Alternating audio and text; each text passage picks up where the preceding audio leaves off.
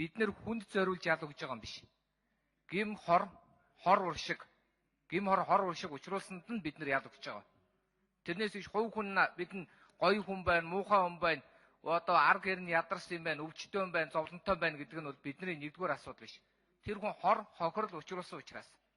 Тэгэхээр өнөөдөр юу гэх юм бол хэрвээ хүлээн зөвшөөрөх гэж ойлголт орох зайлшгүй шаардлагатай бол зөвхөн хуулийн байгууллагатай хамтран ажилласан тохиолдол байдаг.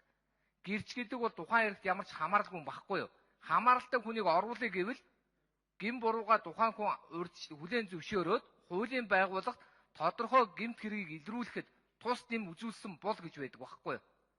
Тэрнээс биш өнөөдөр юу гэвэл хүндлэнгийн тухайн хэргийг мэдж байгаа хүнийг өнөөдөр тухайн хэрэгт хамааралгүй тухайн хэргийг мэдж байгаа хүнийг гэрч гэсэн тэр гэрчийг өнөөдөр гэмт хэрэг хийсэн хүнийг ашиглаж бид нар гэмт хэрэгээ илрүүлэх гэж байгаамаа гэж явуул энэ шиг утгагүй юм байхгүй. Хүн өөрийнхөө гин буруутай гин бурууг нотлох үүрэг хүлээдгүй юм. Нотлох үүрэг хүлээдгүй гэсэн дээрээс нь гадна өөрийнхөө эсрэг мэдүүлэг өгөхгүй байх хэрэгтэй. Тэр тэгэхээр худлаа мэдүүлэг өгөх хэрэгтэй шүү. Худлаа ярих хэрэгтэй. Ягдгүй нотлох үүрэггүй учраас. Тийм байхад өнөөдөр заавал үний ярих ёстой. Заавал гин бурууга хүлээн зөвшөөрөх ёстой гэсэн байдлаар өнөөдөр ингэж тусвалж байгаа юм шиг өнөөдөр хуулийн байгууллагын энэ нөхцөл байдал тусвалж болохгүй. Нэгдүгээр, хоёрдугаарт маш олон зүйл дээр өнөөдөр ингэж нээлт хийгээд байгаад би их гайхаад байна. Шинэ захиалагчдаар дөрөв би дуурайд байдаг. Та нар зоргийн иргэн захиалагчийг өнөөдөр гэмт хэрэгээс чөлөөлчлөө. Яагаад вэ гэх юм бол өнөөдөр насанд хүрсэн хүн хатгагдана гэж байдгүй байхгүй юу? 90 настай эмгэнд одоо уруу татагдаж хэрэгт орсон гэж байдгүй юм.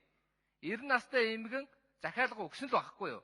Хөөрхий тэр харваас өрөвдмөр байна, ядуу байна, хэцүү байна байж болно. Гэхдээ хамгийн гол нь тэр тодорхой төлбөр өгье гэж хэлээд тодорхой гэмт хэргийг захиалсан байдгийг. Яагтвэл хэрэг болгон чинь тэр хор уршиг гим хороор нь ярьж байгаа болохоос тэр эмээг бид нар буруудах ч юм уу, эмээг хөөх муу хүн гэж байгаа даа биш. Тэр чинь ингээ нотлох баримтаараа явдаг хууль гэдэг чинь өөрөө хавц тэргээрээ явдаг юм аа. Тэгээд уг нь энэ зүйлүүдийг яриад батлаад явбал ард түмэл хэрэгтэй л дээ. Тэрнээс биш эцэст бид нар энийг нөгөө гацаахын тулд гацаагаад буруутахын тулд буруутгаад биш. Монголын ард түмэн өнөөдөр хэвлэл зурагт телевиз харж байгаа.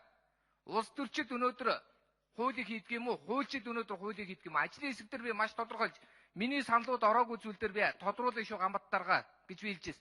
Би Оюнбаатар гишүүнтэй хэлээд би бүх санал дээр цөөнх болчиход байна. Наа цөөнх болсон саналуудаа би ярина шүү гэсэн. Тэгээ ярих эрхийн хүртэл өнөөдөр ингэж хааж байгаад би харамсаж байна л да.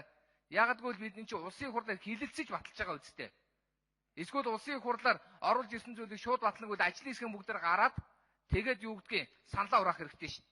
Заавал дэмжинэ гэсэн байхгүй. Энэ чинь ажлын хэсгээр цөөнх болсон бол орж ирээ цөөнхөө ярих л хэрэгтэй шин. Энэ эргээд би өөрийгөө юм уу эсвэл Батцаандан өөрийгөө юм уу өнөөдөр цог дарга Нямдорж гişүүн одоо хаа байна? Дүндээ жанцсан гişүүгээд Монголын өнөөдөр гол хуульчид Оюнбаатар гişүүн ч гэсэн байхгүй байгаа үст. Ягдгүй бид нар өнөөдөр энэ хуулийн систем чи алга байна.